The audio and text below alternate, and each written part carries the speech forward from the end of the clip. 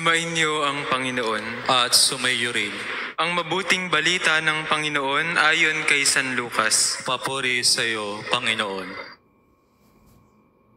Dumating noon ang ilang tao at ibinalita kay Jesus na ipinapatay ni Pilato ang ilang Galileo, samantalang ang mga ito'y naghahandog sa Diyos. Sinabi niya sa kanila, "Akala ba ninyo higit na makasalanan ang mga Galileyong ito kaysa ibang mga taga-Galilea, dahil sa gayon ang sinapit nila? Hindi. Ngunit sinasabi ko sa inyo, kapag hindi ninyo pinagsisihan at tinalikdan ang inyong mga kasalanan, mapapahamak din kayong lahat. At ang 18 namatay nang mabagsakan ng tore sa Siloe, sa akala ba ninyo higit silang makasalanan kaysa ibang naninirahan sa Jerusalem? Hindi. Ngunit sinasabi ko sa inyo, kapag hindi ninyo pinagsisihan at tinalikdan ang inyong mga kasalanan, mapapahamak din kayong lahat." Sinabi sa kanila ni Jesus ang talinghagang ito. May isang tao na may puno ng igos sa kanyang ubasan. Minsan, tiningnan niya kung may bunga ito, ngunit wala siyang nakita. Kaya't sinabi niya sa tagapag-alaga ng ubasan, 3 taon na akong pumaparito at naghahanap ng bunga sa punong ito, ngunit wala akong makita. Putulin mo na, nakasisikip lang iyan. Ngunit sumagot ang tagapag-alaga, "Huwag po muna nating putulin sa taong ito. Uhukayan ko ang palibot at lalagyan ng pataba. Kung mamunga po ito sa darating na taon, mabuti. Ngunit kung hindi, putulin na natin." Ang mabuting balita ng Panginoon. Pinupuri ka namin, Panginoong Heso Kristo.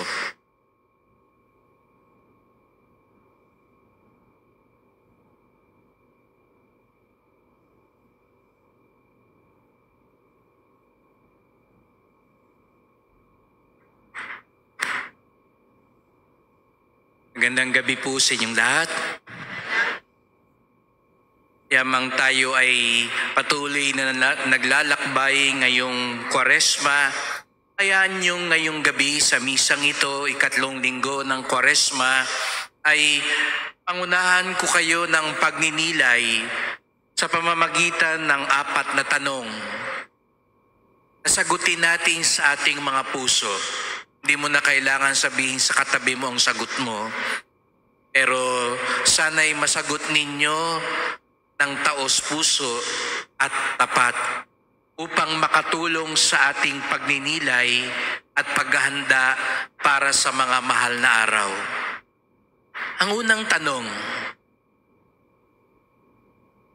masaya ka ba kapag maganda ang nangyayari sa mga mabubuting tao?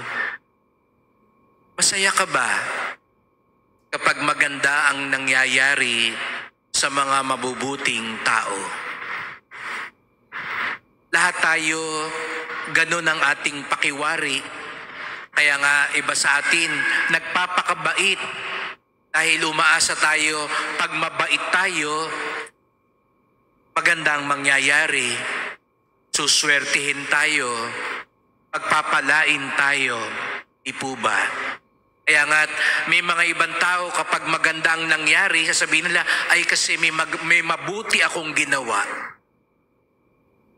Yun ang ating natural na pangunawa. Maganda ang mangyayari sa mga mabubuti. Ang ikalawang tanong, masaya ba ako? Masaya ka ba kapag hindi maganda ang nangyayari sa mga masasamang tao? Aminin natin. May saya ka ba sa kalooban kapag nakita mo yung mga masasamang tao nagdurusa, nahihirapan, at di magandang nangyayari? Yung nakita mo dating sisiga-siga, yayabang-yabang, tapos ngayon, nahihirapan na. Ano nga sabihin mo? Buti nga.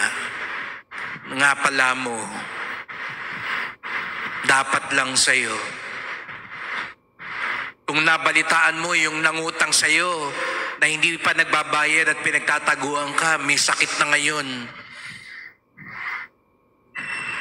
Sumasaya ka ba at sasabihin mo, naiganti din ako?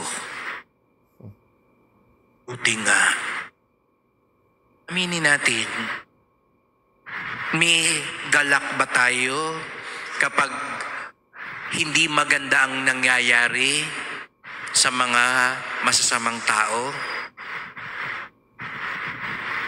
Ikatlong tanong,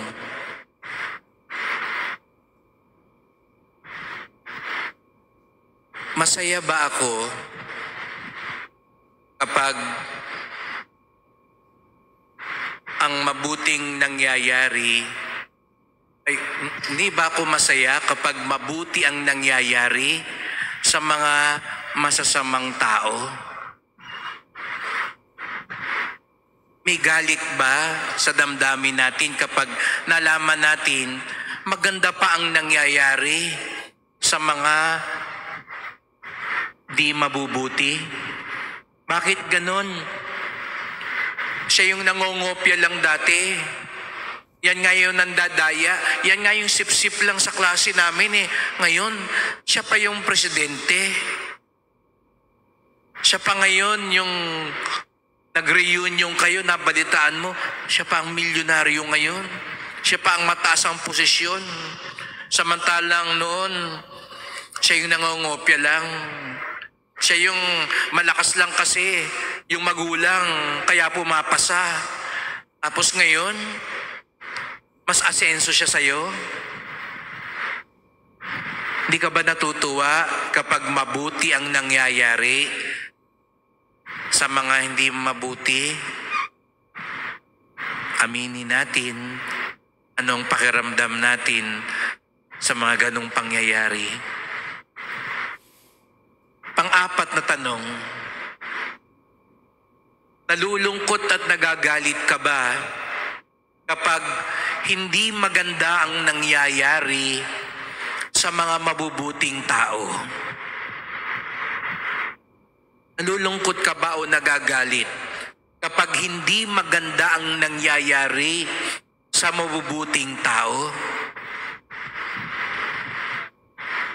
Napapatanong ka ba, bakit ganon? Yung nagsisimba naman lagi, bakit siya ngayon yung may sakit? Samantalang yung hindi nagsisimba, hindi nagdarasal, hindi naniniwala sa Diyos, aba, kaya haba ng buhay. Panahon pa ni Aguinaldo hanggang ngayon buhay pa. Samantalang yung lagi namang yung kusino pa yung napakabait. Kaigsi ng buhay. Bakit siya ngayon ang may cancer? Bakit yung pautang ng pautang na malaki ang interes? Manunuba, aba, nakakatakbo pa.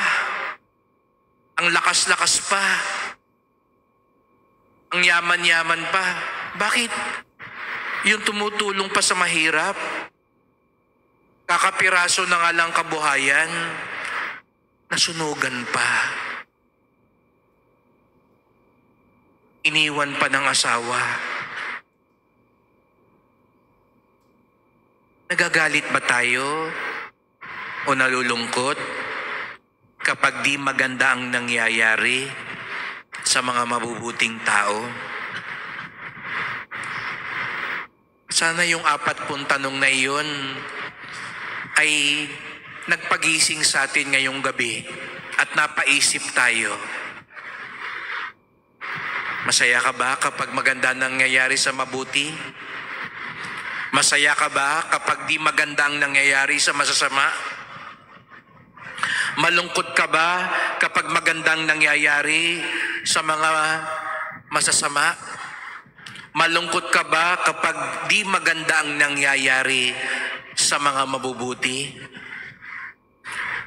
Kapag opo ang naging sagot natin, naintindihan ko po kayo. Kasi ganun ang gusto sana nating kalakaran ng mundo. Ang mabuti dapat maganda ang mangyari.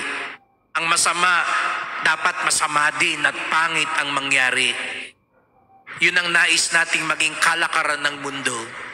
Kasi makatwiran naman talaga, reasonable naman talaga. Yun yung tanong ng mga tao sa Ebanghelyo ngayon. Tinatanong nila ang Panginoong Jesucristo, Panginoon, yung mga taong pinapatay ni Pilato, masamang tao ba sila? Panginoon, yung mga nabagsakan ng tore, minalas, na aksidente, kaya ba sila sumapit ng ganun kapahamakan dahil masama silang tao? Kasi ganun nga ang paniwala ng mga tao eh. Kapag hindi maganda nangyari sa'yo, kasi masama ka. Siguro may ginawa kang mali. Siguro, di ba, minsan ganun na naisip natin, kaya siguro kung nagkakaganito ngayon, may masama akong ginawa. Kaya naman, kung sa puso mo, alam mong wala kang ginawang masama, at hindi maganda yung nangyayari sa'yo, napapatanong tayo sa Diyos, bakit? Bakit? Anong ginawa ko? Hindi ito karapat-dapat sa akin. Kaya nung sinagot sila ni Jesus, sabi ni Jesus, nagkakamali kayo. Hindi sila pinatay dahil masama silang tao. Hindi sila na-aksidente. Hindi sila minalas dahil masasama silang tao. Hindi yun ang kalakaran ng Diyos. Kaya isang napakagandang paalala sa atin. Kaya sana hindi maging dahilan ang kasamaan at kahirapan upang mapalayo tayo sa Diyos. Marami, at natitiyak ko may kakilala siguro po kayo, hindi na nagsisimba ngayon. Hindi na nagdarasal, ayaw nang pumasok sa simbahan, may tampo sa Diyos. Kasi ang tanong nila sa Diyos, bakit? Bakit pa ako magsisimba? Hindi rin naman umaayos ang buhay ko. Mabuti pa nga yung hindi nagsisimba eh. Sila yung mas maayos. Hindi dahilan ang kahirapan at kasamaan sa mundong ito upang lalo tayong lumayo sa Kanya. Kaya nga sa ikalawang pagbasa, nagbabala si San Pablo, huwag kayong tumulad sa mga Israelita nung sila ay naglalakbay sa ilang. Sinapit nila ang maraming paghihirap, kaya tumigas ang puso nila. Lumayo sila sa Diyos dahil kinatwiran nila yung mga paghihirap nila. Tayo ba ang piniling bayan ng Diyos? Bakit ganito tayo ngayon? Kaya anong nangyari sa kanila, sabi ni San Pablo, dahil sa katigasan ng kanilang puso, dahil lumayo sila sa Diyos, hindi nila narating ang lupang pangako. Hindi sila nakapasok sa lupang pangako. Dahil yung mga paghihirap, yung kasamaan na nakikita nila, yun ang naging dinahilan nila para lumayo sa Diyos. Mga kapatid, sa halip na ilayo tayo ng kasamaan at kahirapan sa Diyos, lalo nitong tulungan tayong lumapit sa Kanya at umasa sa Kanya. Opo, hindi may iwasan ng kahirapan at kasamaan sa mundo. Dahil yun ang pinipili din ng tao. Pero hindi ito dahilan para lumayo tayo sa Diyos. Kaya nga sa unang pagbasa, nagpakita ang Diyos kay Moises doon sa naglalagablab na puno. At sinabi ng Diyos kay Moises, alam ko ang pinagdadaanan ng aking minamahal na bayan. Kasi nga, yung mga Israelita, napapatanong na sila, tayo ba talaga ang pinili ng Diyos? Tayo ba talaga ang tinawag ng Diyos? Tayo ba talaga ang mahal ng Diyos? Bakit tayo naalipin? Bakit wala tayong kalayaan? Bakit tayo naghihirap? Anong sabi ng Diyos kay Moises? Kayo ang bayan ko. Kayo ang iniirog ko. At nung tinanong siya ni Moises, sino po kayo? Anong sabi ng Diyos? Ako ay ako nga. Ano ibig sabihin daw po nun? Ako ang Diyos na kapiling ninyo. May kasamaan, pero nandyan ako. Huwag niyong kakaligtaan yan. May kahirapan, pero kapiling po ninyo ako. Hindi maiiwasan ng mga ito, pero nandyan ang Diyos. At yun ang mensahe ng Diyos sa bawat isa sa atin. Nandito siya.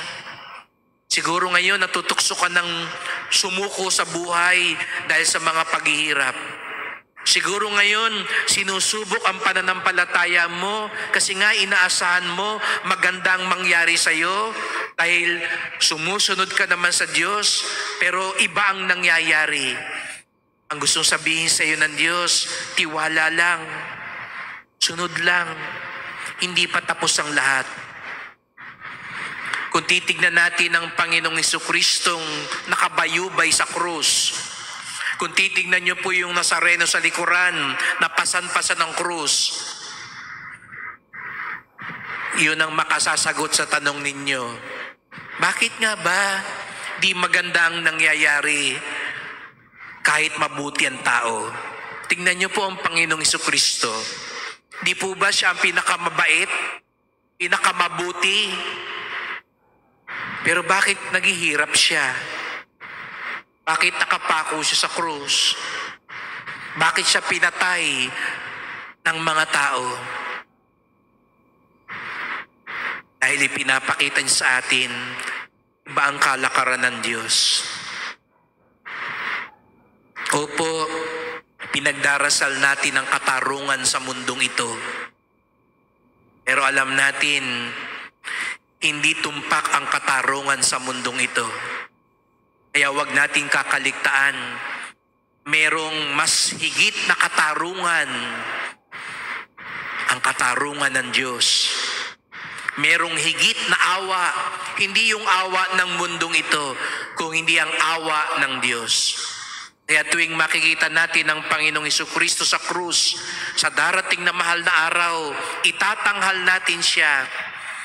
At sasabihin niya muli sa atin, oo, minsan di magandang nangyayari kahit mabuti ka. Pero katulad ng Panginoong Jesucristo, hindi matatapos sa krus ang lahat. Hindi matatapos sa paghihirap. Hindi tunay na magwawagi ang kasamaan sapagkat may katarungan at awa ang Diyos. Kaya ipagdasal po natin ang bawat isa sa mga pagkakataong napapatanong tayo, sinusubok tayo, nangihina tayo ng pananampalataya. Tignan natin si Jesus sa krus sapagkat ipapaalala niya sa atin ang tunay na tagumpay, katarungan, awa at grasya ng Diyos. Amen.